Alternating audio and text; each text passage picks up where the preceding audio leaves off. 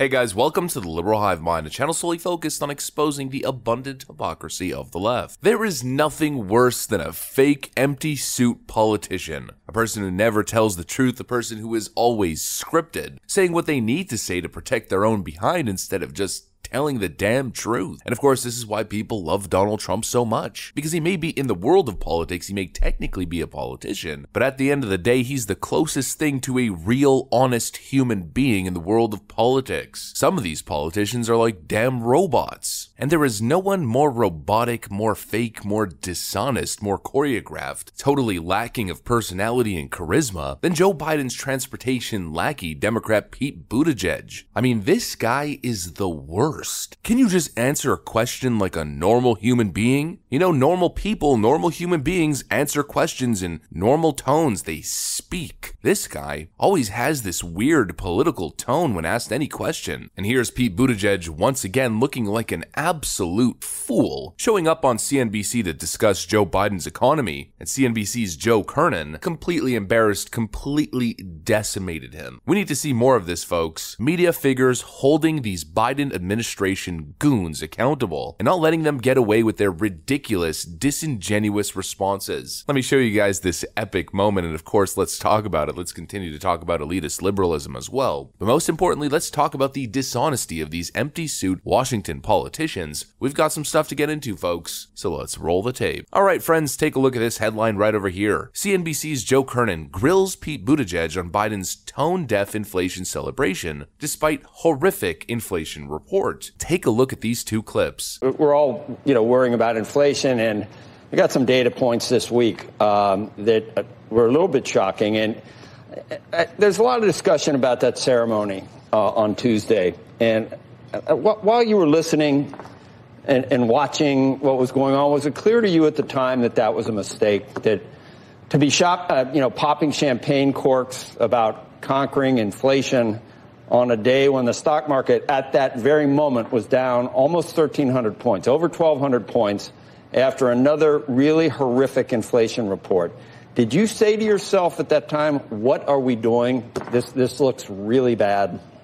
No. On that day, it looked really tone deaf. I mean, what you're telling me, so just stick to the script. The economy is great. The border is secure.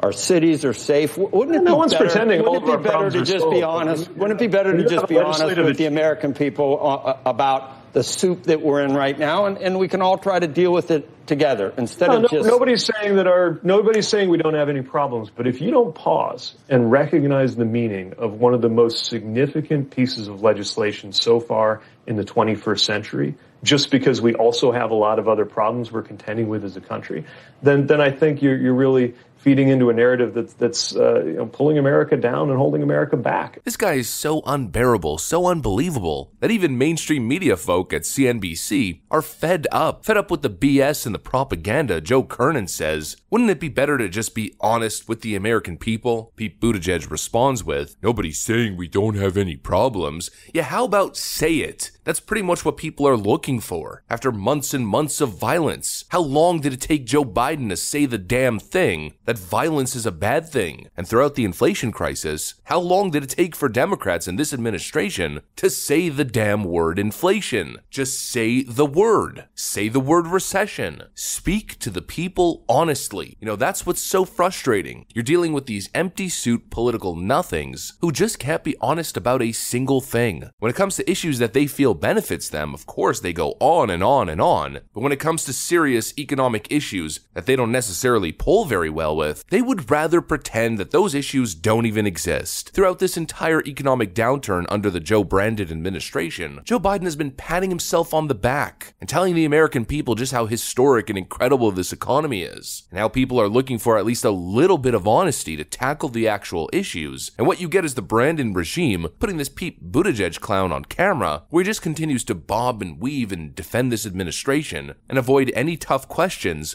and refuse to admit any of the issues that the American people are currently going through. I mean, it really starts to show the contrast between Donald Trump. Donald Trump's entire political ethos was identifying problems and trying to provide solutions to them. His entire political shtick was that I see a problem here and I'm going to do something about it, and people believed him. This administration is constantly playing pretend. They're either pretending issues don't exist, or they're pretending to do something about issues that they feel benefits them. It's an absolute scam. It's a con. But really, it all boils down to tone-deaf elitist liberals who just don't know how to relate to regular people. They have a complete inability to just be human beings, like I keep mentioning. That's why when confronted with the gas crisis, instead of showing basic compassion to regular folk, they tell you to buy an electric car, because the only reality that exists to these people is the elitist circle and elitist environment that they grew up in and they exist in. Well, just buy an electric car, even though the cheapest electric car that you could get is like $30,000, and it's basically a glorified Fiat 500, and at that price range you get none of the perks, none of the premium packages. You get the baseline battery that has a tiny little range, and of course when something goes wrong with an electric car, it's a serious problem that costs a ton of money. You know, every time Pete Buttigieg says, well, just buy an electric car, you have all these leftist bots all over the Twitter thread linking to the Chevy Bolt, as if that's a viable option for lower class people or even regular people who might need a family car, you know, something that can go longer than 200 miles on a single charge. But not only is the top end price of that car well over $30,000, but when your battery goes bad, it could cost up to $30,000 just to replace the battery. I've literally seen somebody post a picture of their battery replacement bill, and it was well over $25,000. These Democrats just don't get it. They have a complete inability to relate to regular people who are suffering in this current economy, people who are accruing debt, or people who are barely floating, don't have extra cash to buy a $30,000 vehicle. Some people can't even afford a $5,000 used shitbox. But we see these elitist Biden goons showing up on TV interviews over and over again telling people to just buy a Tesla, and then patting themselves on the back as if they said something great. Oh, the jobs market is great and the economy is roaring back. People's 401ks are crashing into the abyss. The economy is doing historically well, and they pat themselves on the back and walk off the damn stage. And of course, when confronted and when questioned, they continue to double down. They just don't get it. In their constant entitled state, they continue to spend more of your money. They continue to make you poorer and poorer and poorer. Then they hand out little stimulus and a little $10,000 vote buying loan forgiveness